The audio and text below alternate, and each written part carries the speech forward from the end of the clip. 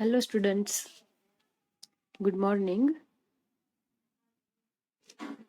આજે આપણે sampling techniques અને એસક્યુસી એટલે કે પેપર નંબર 504 એના લેક્ચરમાં જે કર્યું છે અત્યાર સુધી, બરાબર, એનું રિવિઝન કરી લઈએ. તો એમાં શું શું કર્યું છે એની વાત આપણે કરી. ચાલો, તમારે મારી સાથે યાદ કરવાનું રહેશે. પહેલા તો આજે લેક્ચર નંબર 33 રહેશે, રાઈટ? ઓકે, તો તમારી બુક તમારી સામે હોય તો ઓપન કરજો, આપણે સાથે સાથે રિવાઇઝ કરતા રહેશું, બરાબર? ચાલો, તો સિમ્પલ રેન્ડમ સેમ્પલિંગ થી આપણે શરૂઆત કરી હતી. યુનિટનું નામ છે સિમ્પલ રેન્ડમ સેમ્પલિંગ, એનો ફર્સ્ટ પોર્શન. તો તમને ખ્યાલ હોય તો સિમ્પલ રેન્ડમ સેમ્પલિંગ છે એનો મતલબ શું થાય, જનરલ શું કહેવાય, આજનો લેક્ચર જે વ્યક્તિ જોશે ને એને ટોટલી આખા યુનિટમાં ખબર પડી જશે, બરાબર? એટલે આજનો લેક્ચર જે છે એ ઇમ્પોર્ટન્ટ છે અને ધ્યાનથી જોજો. અને હા, બીજું કે તમારી એક્ઝામ જે છે એ લેવાશે તો પહેલા એવું હતું કે એમસીક્યુ ટાઈપ લેવાશે, પણ હવે તમારે ડિસ્ક્રિપ્ટિવ જ આપવાની છે. એમસીક્યુ એમાં નહીં પૂછાય, બરાબર? એટલે ડિસ્ક્રિપ્ટિવ ટાઈપ જ તમારે જે એક્ઝામ છે એ આપવાની રહેશે. અને એનું પેટર્ન જે છે એ થોડી ઘણી એમ તો ફિક્સ થઈ ગઈ એમ કહી શકું, પણ હું અત્યારથી તમને કહું અને પછી પાછી ચેન્જ થાય તો એ અયોગ્ય રહેશે. એના કરતાં છે ને અત્યારે પેપરના જે પેપર સ્ટાઇલ છે ને ડિસ્કસ નથી કરતા, પણ હા એટલું કહી રાખું તમને કે પેપર જે છે ને ડિસ્ક્રિપ્ટિવ ટાઈપ હશે, એમાં કોઈ એમસીક્યુ લગભગ નહીં હોય, બરાબર? એટલે તમારે તૈયારી રાખવાની છે. હા, કદાચ ઉપરથી એવું આવે કે કોરોનાને લીધે 30% કોર્સ નીકળી જાય તો આપણે ભણાવવાનું બધું છે અને પૂછશે પણ બધું જ, પણ એમાં એવું હશે કે તમારાથી છે ને કંઈક એકાદ ચેપ્ટર રાખવું છે તમે સ્કીપ કરી શકશો. પણ છતાંય હું અત્યારે તમને શ્યોર નથી કહેતી અને પેટર્ન વિશે આપણે પેપરની વાત નથી કરતા અત્યારે. કેમ કે અત્યારે કોરોનાને લીધે અત્યારે છે ને તમારા નિર્ણયો, મતલબ ગવર્મેન્ટના નિર્ણયો જે છે એ બદલાતા રહે છે. પહેલા એવું હતું કે એમસીક્યુ થી જ એક્ઝામ લેવી, હવે એવું કહેવામાં આવ્યું છે કે ડિસ્ક્રિપ્ટિવ ટાઈપ, મતલબ 30% કોર્સ છે એ રીતના આપણે 30% કટ કરી નાખવાનો છે અને એ રીતના જ સ્ટુડન્ટને પૂછવાનું રહેશે, કેમ કે ઓનલાઈન ભણાવવામાં આવ્યું છે. એટલે તો ડિસ્ક્રિપ્ટિવ ટાઈપ થઈ ગયું. પછી હવે એમાં પેટર્ન ફિક્સ યુનિવર્સિટી કરે અને આપે, પછી જ હું તમને કહીશ ડિટેલમાં તો કે કઈ રીતના છે. પણ હવે તમે તૈયારી રાખજો અત્યારથી જ. કઈ રાખવું કે એમસીક્યુ નહીં આવે પણ ડિસ્ક્રિપ્ટિવ તો આવવાનું જ છે. ઓકે, તો સેમ્પલિંગ ટેકનિક્સ. હવે સેમ્પલિંગ ટેકનિક્સ શું છે, એમાં સિમ્પલ રેન્ડમ સેમ્પલિંગ ની વાત આપણે કરતા હતા, બરાબર? તો સેમ્પલિંગ ટેકનિક્સ એટલે સેમ્પલિંગ કઈ રીતે થઈ શકે, સેમ્પલિંગ મતલબ શું? હવે તો પહેલો પ્રશ્ન એ, તો આપણે જ્યારે સેમ્પલ સિલેક્ટ કરવા હોય એની જે ટેકનિક્સ છે એને સેમ્પલિંગ ટેકનિક્સ કહીએ. કે ભાઈ પોપ્યુલેશન તમારી સામે છે, એમાંથી આપણે સેમ્પલ્સ લેવા છે એક પછી એક, બરાબર? તો એની જે ટેકનિક છે એને આપણે સેમ્પલિંગ ટેકનિક્સ કહીએ. પણ સેમ્પલિંગ ટેકનિક્સ પણ અલગ અલગ હોય. કઈ રીતે આપણે સેમ્પલિંગ કરવું ને એ જરૂરી છે. દર વખતે એવું નથી હોતું, એવો સિમ્પલ વસ્તુ નથી હોતી કે ચલો એક સમય તમારી બાઉલ છે ને બાઉલમાંથી તમારે બોલ સિલેક્ટ કરવાના છે વિથ રિપ્લેસમેન્ટ, વિધાઉટ રિપ્લેસમેન્ટ. એવું નથી હોતું. એ ફક્ત તમારે સમજ માટે હોય છે કે તમે ઇઝીલી સમજી શકો. બાકી આનો બહુ વાઇડ યુઝ છે. તમે જે આપણે એગ્રીકલ્ચર છે, ખેતરો ને એવું બધું છે, ત્યાં જ્યારે ખાતર ને આ તે બધું એપ્લાય કરવાનું હોય, બરાબર, ફર્ટિલાઇઝર, તો એ ટાઈમે સિમ્પલ રેન્ડમ સેમ્પલિંગનો કયો પોર્શન આપણે એપ્લાય કરવો ને એ ધ્યાન આપવાની જરૂર હોય. એમાં સિમ્પલ રેન્ડમ સેમ્પલિંગ ને બધું યુઝ થતું હોય. જેમ કે સ્ટ્રેટિફાઈડ સેમ્પલિંગ હજી આપણે નેક્સ્ટ યુનિટમાં આવશે, પણ હું તમને અત્યારે ખાલી વાત કરીએ છીએ તો ચર્ચા કરી લઈએ થોડી થોડી એની, કે તમને ખ્યાલ જ હોય કે આખો જે ખેતર હોય, બહુ મોટું ખેતર હોય, તો એમાં દરેક જગ્યાએ એની ફર્ટિલિટી સરખી ન હોય. મતલબ કે એનું શું કહેવાય, એનામાં જે ફળદ્રુપતા હોય જમીનની એ દરેક જગ્યાએ સરખી ન હોય. એક ખૂણા પર વધારે હોય તો એવું બની શકે કે તમે 2 વીઘા જમીન પછી આગળ જાઓ તો 3જા વીઘામાં કંઈક એની ફર્ટિલિટી જુદી હોય, બરાબર? એટલે અલગ અલગ ફર્ટિલિટી વાળી જે જમીન હોય ને એમાં આપણે સિમ્પલ રેન્ડમ સેમ્પલિંગથી ન કરી શકીએ ફર્ટિલાઇઝરનું એપ્લાય, મતલબ તો પછી વ્યવસ્થિત આપણને રિઝલ્ટ નહીં મળે. એટલે આપણે સ્ટ્રેટા પાડવા પડે જમીનના. સ્ટ્રેટા મતલબ ભાગ પાડવા પડે ફર્ટિલિટી પ્રમાણે, અને પછી આપણે એમાંથી સેમ્પલિંગ કરવું જોઈએ. એટલે આપણે જોવું હોય કે ભાઈ આ જે અનાજ ઉગે છે કેવું છે, અથવા તો એનું સેમ્પલ લેવો હોય આપણે, તો વિચારો તમે, સપોઝ કે આપણે એક ખેતર છે, બરાબર? હવે એમાંથી આપણે એમાં ઘઉં વાવેલા છે અને આપણે એમાં સેમ્પલિંગ કરવું છે કે ઘઉં સારા છે કે નથી સારા. તો એ ટાઈમે આપણે જો એક જ જગ્યાએથી અથવા તો 10 વીઘા જમીન હોય અને એમાંથી ફક્ત 1 વીઘામાંથી જ આપણે જો સેમ્પલ લઈએ તો બની શકે કે આપણું જે ડિસિઝન છે એ રોંગ આવે. કેમ? કેમ કે આપણે કઈ મેથડથી આપણે સેમ્પલિંગ કર્યું? જરૂરી નથી ને કે તમે જે જગ્યાએથી અથવા જે વીઘામાંથી જમીનમાંથી સેમ્પલ સિલેક્ટ કર્યો છે એ જ ફર્ટિલિટી છે દરેક 10 વીઘામાં એટલી જ હોય, બરાબર ને? એટલા માટે તમારે જ્યારે સેમ્પલિંગ કરવું હોય તો બહુ જરૂરી હોય કે કઈ રીતના સેમ્પલિંગ કરવું, બરાબર? એટલે સ્ટ્રેટિફાઈડ એવા ટાઈમે સ્ટ્રેટિફાઈડ સેમ્પલિંગ કામ લાગે કે ભાઈ સ્ટ્રેટા જમીન ના પાડવા પડે કે સ્ટ્રેટા પાડી દીધા કે ચલો 5 વીઘા છે એમાં કંઈક અલગ ફર્ટિલિટી છે, બીજા 2 વીઘામાં અલગ છે અને બીજા 3 વીઘામાં અલગ ફર્ટિલિટી છે, બરાબર? ફળદ્રુપતા. હવે તમે એમાંથી સેમ્પલિંગ કરો 3 માંથી અલગ અલગ, તો આપણે એક્ઝેક્ટ અથવા તો સાચું આપણે જે છે સેમ્પલિંગ કરી શકીએ અને સાચું ડિસિઝન લઈ શકીએ કે એક્ઝેક્ટલી આ ઘઉંની ક્વોલિટી છે કેવી છે, બરાબર? તો એ સેમ્પલિંગ બરાબર કહેવાય. તો તમને ખ્યાલ આવ્યો હશે કે સ્ટ્રેટિફાઈડ સેમ્પલિંગ કઈ રીતે યુઝ કરી શકીએ આપણે, બરાબર?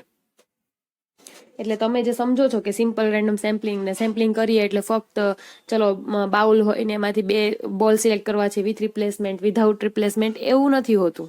એની બહુ વાઇડ એપ્લિકેશન છે, પણ જસ્ટ તમે ઇઝીલી સમજી શકો ને એટલે એવી રીતના એક્ઝામ્પલ હોય કે તમે આ રીતના આપણે એક્ઝામ્પલ લેતા હોય કે જેથી તમે ઇઝીલી સમજી શકો, બરાબર ને? ઓકે, તો તમે લગભગ સેમેસ્ટર આગળનામાં એવું ભણી ગયા છો, ત્રીજા કે ચોથા સેમેસ્ટરમાં, simple random sampling with replacement. હવે તમે આ મારે તમને સમજાવવું હોય તો સિમ્પલ જ એક્ઝામ્પલ આપણે લઈએ કે તમને અત્યારે જે બાઉલની વાત કરી, વિથ રિપ્લેસમેન્ટ મતલબ પાછો મૂકીને આપણે સેમ્પલિંગ કરવાનું છે, બરાબર? હવે ત્યારે આપણે આ ખેતરનું ઉદાહરણ ન લઈ શકીએ એમાં, કેમ કે ત્યારે આપણે simple random sampling with replacement કે વિધાઉટ રિપ્લેસમેન્ટ એપ્લાય નથી કરતા. એમાં વિથ રિપ્લેસમેન્ટ તો નહીં જ, કેમ કે એવું થોડું કરીએ આપણે. સપોઝ કે ખેતર હોય એમાંથી આપણે ઘઉંનો સેમ્પલ લેવા હોય તો આપણે ક્યારે એવું કરીએ કે ચાલો એક સેમ્પલ લઈ લીધો, ફરી પાછો મૂકી દીધો અને એના ચાન્સ ખરા બીજી વાર આવવાના? એવું થાય? ન થાય, બરાબર? એટલે જે જગ્યાએ જે સેમ્પલિંગ એપ્લાય થતું હોય એ જ કરી શકાય. તો simple random sampling with replacement છે બરાબર, એના પણ અમુક કેસીસ હોય છે. આપણને ટાઈમ મળે તો આપણે હું તમને ડિટેલ્સમાં ક્યારેક પ્રેક્ટિકલી કઈ સેમ્પલિંગ કઈ જગ્યાએ યુઝ થાય છે ને એની આપણે ડિટેલમાં ચર્ચા કરશું. આમ તો તમને શર્મા સરે કરી જ હશે અને તમે લોકોને ખબર જ હશે કે simple random sampling with replacement કઈ જગ્યાએ યુઝ થાય છે, બરાબર? જો તમને જરૂર હોય તો તમે લોકો મને કમેન્ટમાં કહેજો તો તમને હું ટ્રાય કરીશ કે છે ને તમને એક દિવસ એક સ્પેશિયલ લેક્ચર લેશું કે જેથી તમને પ્રેક્ટિકલ નોલેજ આવે, બરાબર? એટલે તમે લોકો મને છે ને રિવ્યુ આપજો. તમે લોકો છે ને એવું લખજો કે જો તમારી ઈચ્છા હોય સાંભળવાની અને સમજવાની practical use of simple random sampling with replacement, without replacement, બરાબર, તો તમે મને કમેન્ટ સેક્શનમાં કંઈક લખજો કે જેથી મને આઈડિયા આવે કે તમને સમજવું છે. તો આપણે સ્પેશિયલ લેક્ચર હું એક એનો બનાવીશ, બરાબર, કે જેથી તમને પ્રેક્ટિકલ આઈડિયા આવે. અને જો તમને લોકોને ખ્યાલ હોય તો કંઈ પ્રોબ્લેમ નથી, આગળના સેમેસ્ટરમાં તમે ભણી ગયા છો. ઓકે, હવે અત્યારે આપણે જે સેમેસ્ટરમાં આવે છે વિધાઉટ રિપ્લેસમેન્ટના કેસીસ આવે છે, બરાબર? Without replacement, simple random sampling without replacement. એટલે આપણે સેમ્પલિંગ તો કરવું છે બટ કેવું? Without replacement. એટલે ફરી પાછું જે સેમ્પલ સિલેક્ટ થયો છે એને મૂકવાનો નથી આપણે પોપ્યુલેશનમાં. એટલે કે એનો આવવાનો ચાન્સ એકવાર આવી ગયો પછી ફરી વાર એને સિલેક્ટ થવાનો ચાન્સ નથી, બરાબર? ઓકે, હવે તમને યાદ હોય તો આપણે એમાં શું ભણી ગયા છીએ? એમાં આપણે ફર્સ્ટ એવું પ્રૂવ કર્યું કે સિમ્પલ રેન્ડમ સેમ્પલિંગ વિધાઉટ રિપ્લેસમેન્ટમાં કે જે સેમ્પલ મીન હોય એ પોપ્યુલેશન મીનનો અનબાયઝ એસ્ટિમેટર હોય. તો ચાલો હવે આપણે એને સિમ્બોલિકલી લખીને પણ જોઈ લઈએ સાથે સાથે, એટલે તમને આઈડિયા આવતો જાય. ઓકે, તો કેવી રીતે આપણે જોયું છે કે ભાઈ સપોઝ કે વાય બાર છે સ્મોલ, એ શેનો સિમ્બોલ છે? તો એ જે છે એ વિધાઉટ રિપ્લેસમેન્ટમાં સેમ્પલનો મીન છે, સેમ્પલ મીન છે, બરાબર? Sample mean. અને કેપિટલ વાય બાર છે એ શું છે? પોપ્યુલેશન મીન, બરાબર? તો એ બંને વચ્ચે શું છે રિલેશન? તો ભાઈ આપણે જે છે સેમ્પલનું એક્સપેક્ટેશન લઈએ, સેમ્પલ મીનનું એક્સપેક્ટેશન એ છે ને વાય બાર એટલે કે પોપ્યુલેશન મીન જેટલું હોય, બરાબર? એટલે કે અનબાયઝ એસ્ટિમેટર છે એમ. એટલે સેમ્પલ છે ને એ બહુ સારો એવો છે ને સેમ્પલનું મીન છે ને એના ઉપરથી આપણે પોપ્યુલેશન મીનનું એસ્ટિમેટ કાઢી શકીએ. હા, નિયરલી ઇક્વલ ટુ હોય, કદાચ 5-10 આમ તેમ હોય પણ એની નજીક બહુ હોય, બરાબર? એટલે આ એક થિયરી આપણે જોઈ હતી. પછી વેરિયન્સ જોયો હતો, રાઈટ? કોનો વેરિયન્સ? તો ભાઈ એ મીનનો જ. જે આપણે સેમ્પલ મીન હતું કયા કેસમાં, તો વિધાઉટ રિપ્લેસમેન્ટના, એનું મીન જોયું હતું. તો તમને બધાને યાદ છે. ચાલો, શું હતું? તો આપણે પ્રૂવ કરેલું છે capital N minus small n divide by capital N minus 1 into s square divide by n. બરાબર? તમને યાદ? અચ્છા, સોરી, સિગ્મા સ્ક્વેર આવશે અહીંયા. શું આવશે? Sigma square. બરાબર? આ સિગ્માના ફોર્મમાં હોય તો આ રીતના આપણે n-1 ના ટર્મ્સમાં લખીએ છીએ. અને તમને યાદ હોય, જો આપણે s સ્ક્વેર ને લેતા હોઈએ તો શું લખી શકીએ? જો ધ્યાન આપજો બરાબર, અત્યારે આ તમને ક્લિયર થઈ જશે. અહીંયા હું લખી દઉં છું ફરીવાર. ઓકે, જો અહીંયા સિગ્મા સ્ક્વેર હોય તો અહીંયા કેપિટલ N-1 આવશે. અને જો ઇન ટર્મ્સ ઓફ s સ્ક્વેરના ટર્મ્સમાં લખતા હોય, વેરિયન્સ ઓફ y બાર જ વિધાઉટ રિપ્લેસમેન્ટના કેસમાં જ, પણ શું ફોર્મ્યુલા છે? n minus small n divide by capital N into s square divide by n. એટલે કે અહીંયા s સ્ક્વેરનો યુઝ કરતા હોય તો આપણે અહીંયા ફક્ત કેપિટલ N લઈશું. બરાબર? એટલે તમને આ ખ્યાલ હોવો જોઈએ. એટલે આ આપણે જોઈ ગયા છે આખી થિયરી. ચાલો, તો તમારે લોકોએ મને કહેવાનું છે કે variance of y bar in case of with રિપ્લેસમેન્ટમાં શું આવશે એનો આન્સર? તો સિગ્મા સ્ક્વેર બાય n. યાદ છે બધાને? લાસ્ટ થિયરી, લાસ્ટ તો નહીં પણ લાસ્ટ તમે સેમેસ્ટરમાં ભણી ગયા હશો વિથ રિપ્લેસમેન્ટમાં. બરાબર? તો આનો આપણે યુઝ ક્યારેક ક્યારેક કરી લેશું એક્ઝામ્પલમાં, બટ ખાલી ખ્યાલ રાખવાનો છે કે વિથ રિપ્લેસમેન્ટ હોય તો વેરિયન્સ શું થાય મીનનું? Sigma square by n. Okay, હા, બીજું હવે ફ્રેક્શનના ટર્મ્સમાં તમારે ડિફાઇન કરવો હોય વેરિયન્સ ઓફ y બાર તો કઈ રીતે થાય? તો પહેલા તો ફ્રેક્શન કોને કહેવાય? ફ્રેક્શન જે છે મેં તમને કીધું છે સેમ્પલિંગ ફ્રેક્શન એટલે કે small n divide by capital N. જે સેમ્પલના યુનિટ્સ હોય એને ડિવાઈડ બાય પોપ્યુલેશનના યુનિટ કરો તો આપણને શું મળશે? ફ્રેક્શન મળી જાય. હવે ફ્રેક્શનના ટર્મ્સમાં આપણે આપણે વેરિયન્સ કેવો છે મીન માટે? તો વેરિયન્સ ઓફ y બાર કયા કેસમાં? વિધાઉટ રિપ્લેસમેન્ટના. ઓકે, તો શું આવશે એનો આન્સર? તમને આપણે પ્રૂવ કરેલું છે તો ડાયરેક્ટ આપણે લખીએ છીએ s square divide by n 1 minus f. એટલે તમારે યાદ રાખવાનું રહેશે. આ થિયરી આપણે જોઈ લીધી છે. બરાબર? ઓકે, હવે આપણે આગળ જોઈએ. હવે પછી બીજું શું જોયું છે એના પછી તમે બુક્સ આગળના પેજ ટર્ન કરો એટલે તમને ખ્યાલ આવશે. ઓકે, તો આપણે એક વસ્તુ આવી પણ જોઈ છે, expected value of small s square is equal to capital S square. Right? એટલે આને શું કહી શકીએ આપણે? કે ભાઈ સિમ્પલ રેન્ડમ સેમ્પલિંગ વિધાઉટ રિપ્લેસમેન્ટના કેસમાં સેમ્પલ મીન સ્ક્વેર જે છે ને, સેમ્પલ મીન સ્ક્વેર, આને શું કહેવાય? આ સ્મોલ s સ્ક્વેર છે એટલે સેમ્પલ મીન સ્ક્વેર. બરાબર? Is unbiased estimator of population mean square. આને શું કહેવાય? પોપ્યુલેશન મીન સ્ક્વેર કહેવાય. કેપિટલ S સ્ક્વેર છે એ પોપ્યુલેશન માટે છે અને સ્મોલ s છે સેમ્પલ માટે છે. તો એ પણ આપણે થિયરી જોઈ ગયા છે કે અનબાયઝ એસ્ટિમેટર છે સેમ્પલ મીન સ્ક્વેર એ. ત્યાર પછી આપણે શું જોયું? એક્ઝામ્પલ આપણે ઘણા બધા જોયા છે. બરાબર? પછી સાઇઝ માટેની, સેમ્પલ સાઇઝ માટેની થિયરી જોઈ છે. સેમ્પલ સાઇઝ પહેલા આપણે જોઈ ગયા છે પ્રપોર્શન.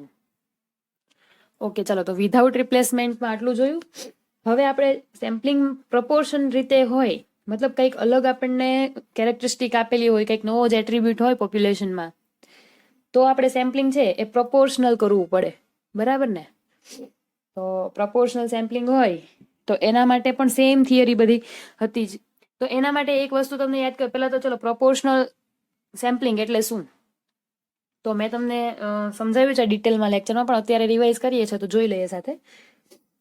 કે ભાઈ કોઈ એક પોપ્યુલેશન છે એમાં કેપિટલ N યુનિટ્સ છે. રાઈટ? હવે એને આપણે બે ક્લાસમાં ડિવાઈડ કરીએ, કેટેગરીમાં, C અને C ડેશ સપોઝ કે.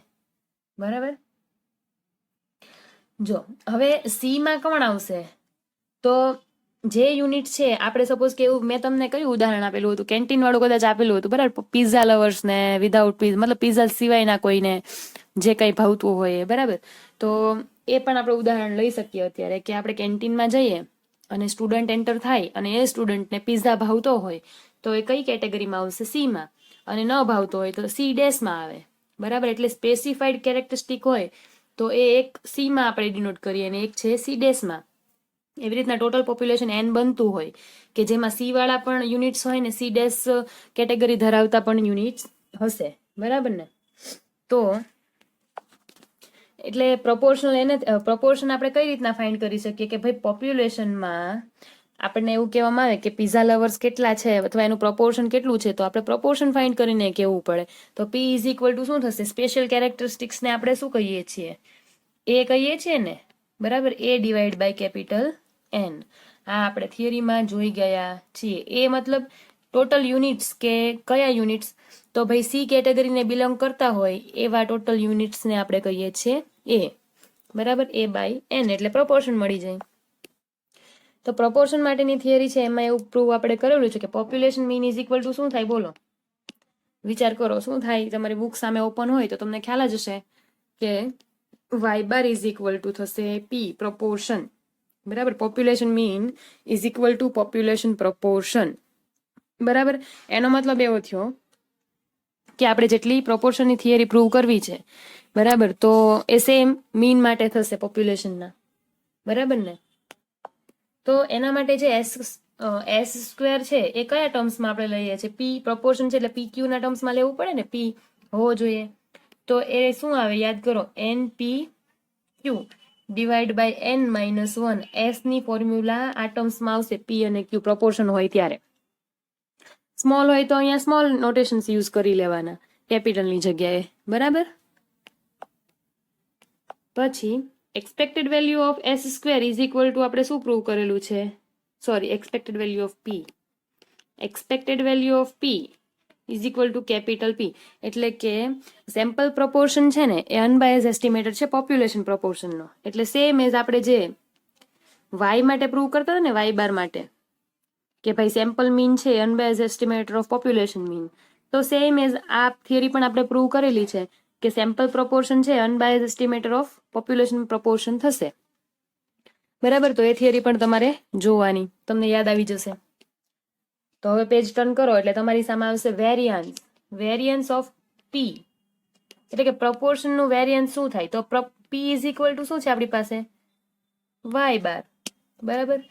તો જે થિયરી છે એ પ્રોપોર્શન માટે છે એ જ મીન માટે થવાની છે. તો તમે પ્રૂવ કરો ને તો તમારી પાસે કંઈક આવું આવશે, n minus small n divide by n P into Q divide by capital n -1.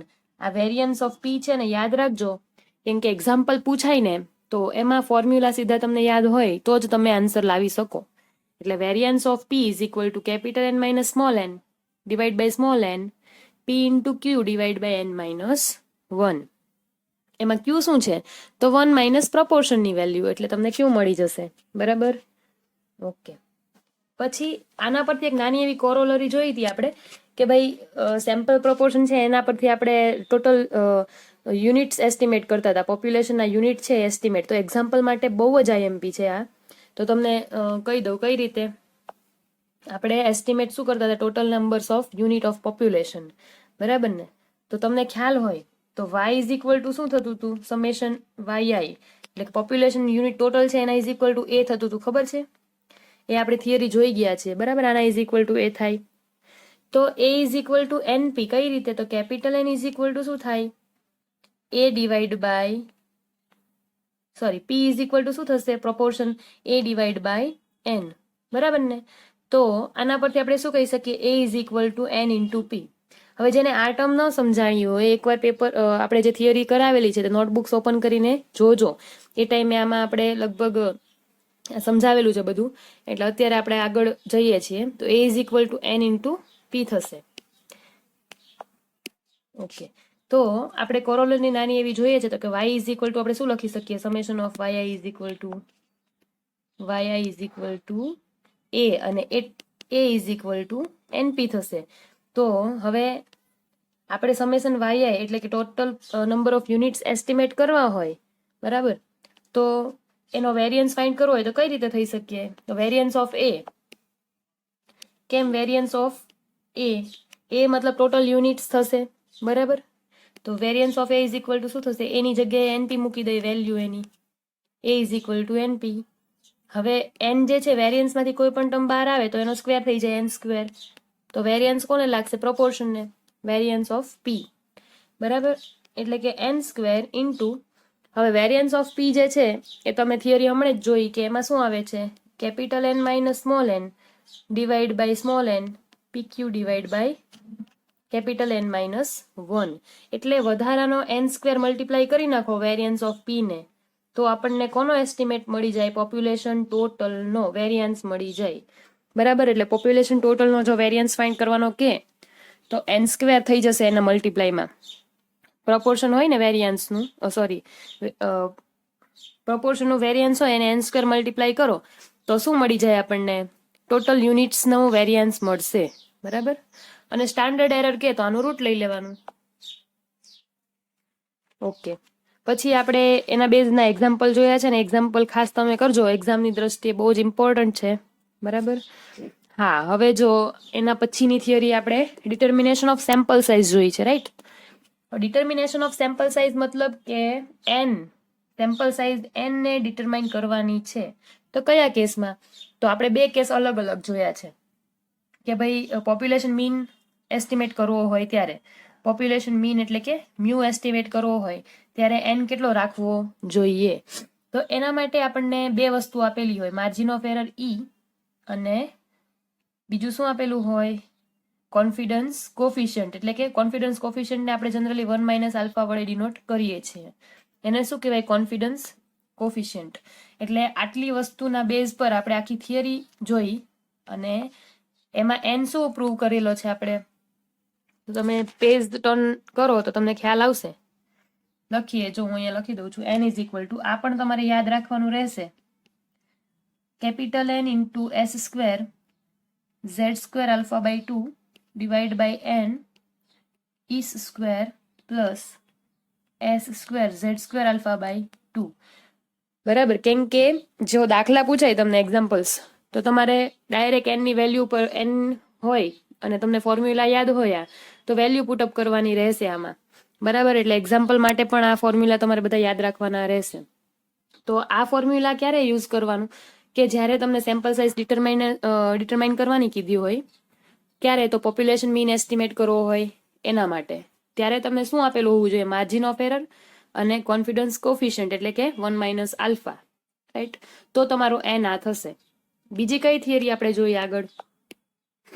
Sample size n જ ડિટરમાઇન કરવું છે આપણે, પણ ક્યારે? તો પોપ્યુલેશન પ્રપોર્શન જ્યારે આપણે એસ્ટિમેટ કરવો હોય ત્યારે. આ કેટલું રાખવું જોઈએ એમ કે છે આપણને. તો એના માટે પણ સેમ માર્જિન ઓફ એરર આપેલું હોય આપણને, અને બીજું શું આપેલું હશે આપણને? કોન્ફિડન્સ કોફિશિયન્ટ એટલે કે 1 - આલ્ફા આપેલું હોય ત્યારે. તો એ પણ ફોર્મ્યુલા છે, હું અહીંયા લખું છું, એટલે તમે લોકો યાદ રાખી લેજો.